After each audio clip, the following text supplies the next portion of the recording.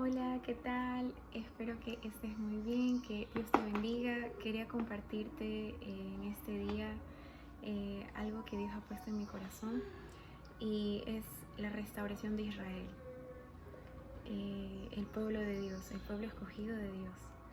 Ahora, me encontraba leyendo Romanos 11 y me encanta cómo el Espíritu inspiró a Pablo a decir, si el oprobio de Israel, si el pecado de Israel, si la vileza de Israel nos trajo a nosotros los gentiles salvación, cuanto más la restauración de ese pueblo, del pueblo de Israel.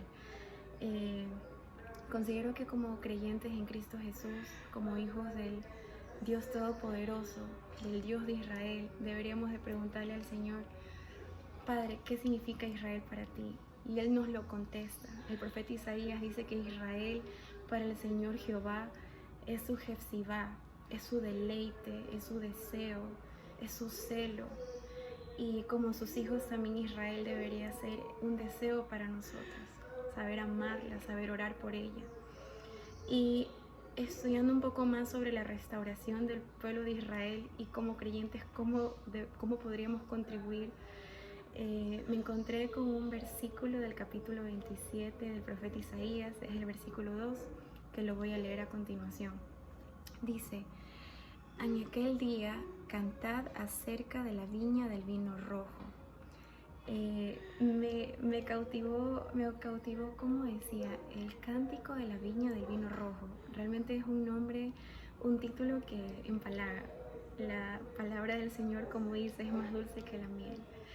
Y estuve investigando un poquito respecto a este versículo y existen dos partes de este cántico. El primer cántico es, la primera parte de este cántico es fúnebre y la segunda parte es un cántico glorioso, la segunda parte.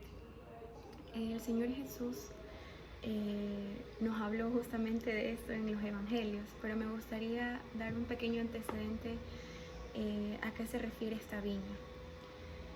Dice en Salmo 80, versículo 8, hiciste venir una vid de Egipto, echaste las naciones y la plantaste.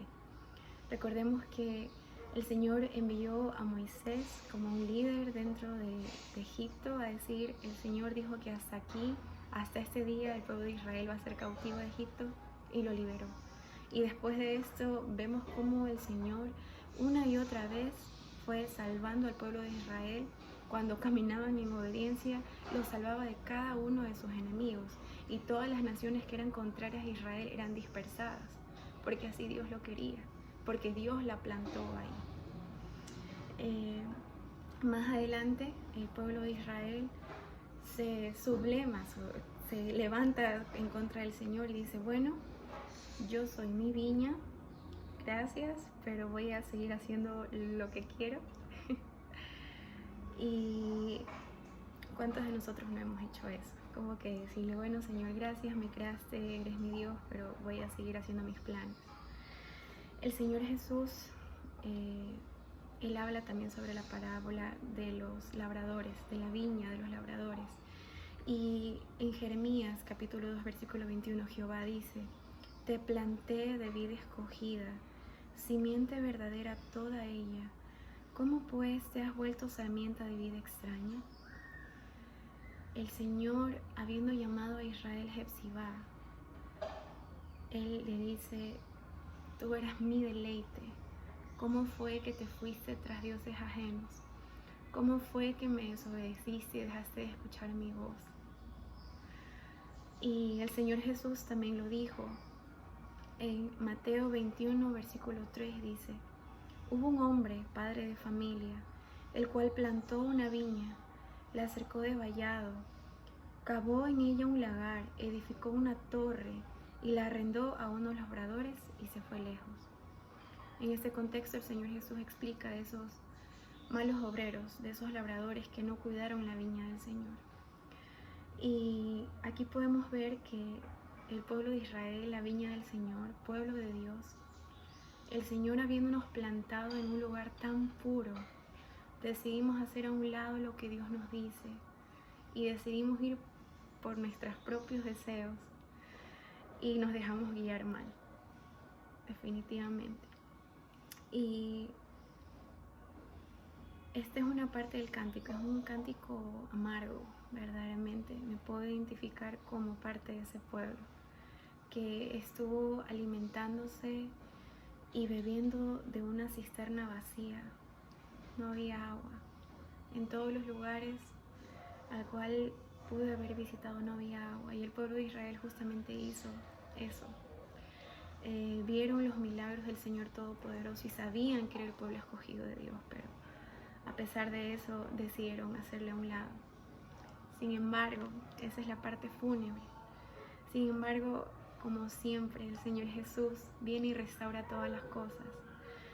Volviendo a lo que dijo Pablo, inspirado por Dios, si el oprobio, si la iniquidad, si el pecado, si la prostitución de Israel nos trajo a nosotros salvación, cuánto más la restauración del deseo de Dios, de la Jefsibá de Dios, el pueblo de Israel. Y sabemos que esto arde en el corazón del Señor.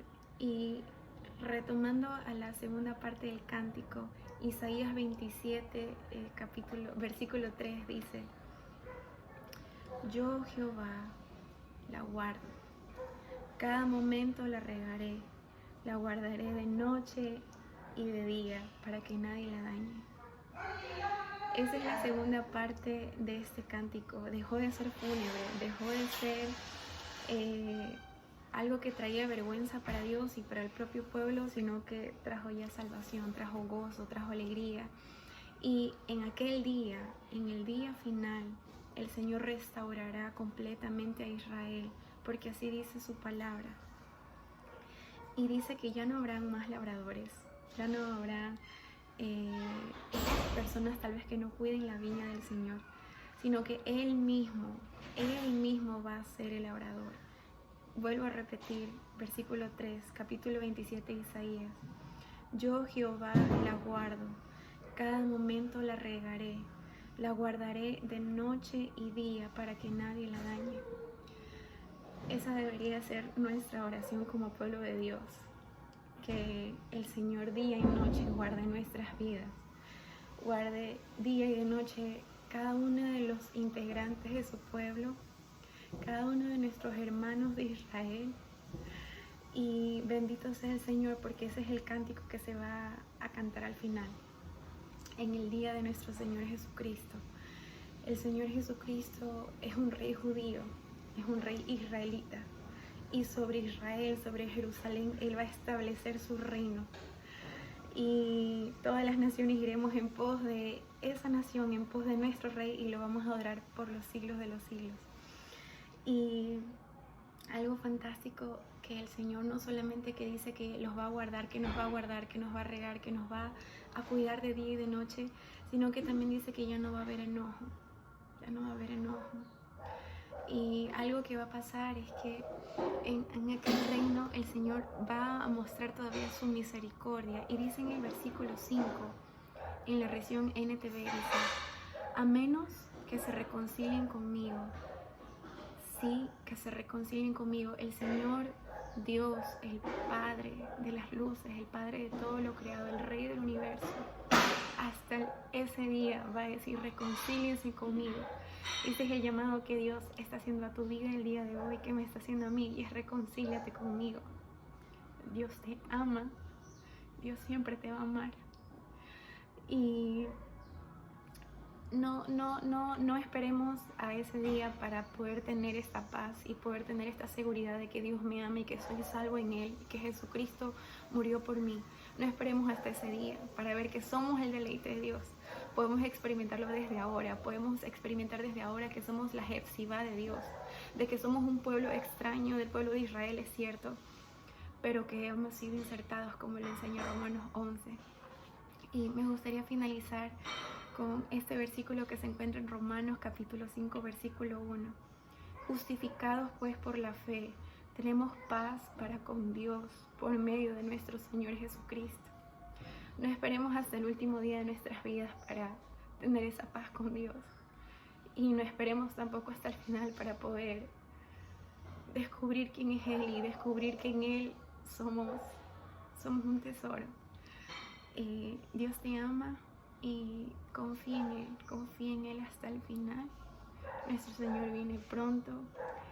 Dice su palabra que tinieblas cubrirán la tierra, cuando nunca antes, pero sobre nosotros va a resplandecer la gloria de Dios. Y esta es una invitación nuevamente para ti. Jesús te ama. Es una persona, no es un cuento. No es algo místico ni fantasioso, es real. Así como celebramos a nuestro Señor, su nacimiento, verdaderamente vino como un bebé, pero va a venir como un rey. Entonces recuerda eso, que Dios te bendiga y que podamos disfrutar de este cántico, de la viña del Señor, la viña roja del Señor. Que Dios te bendiga.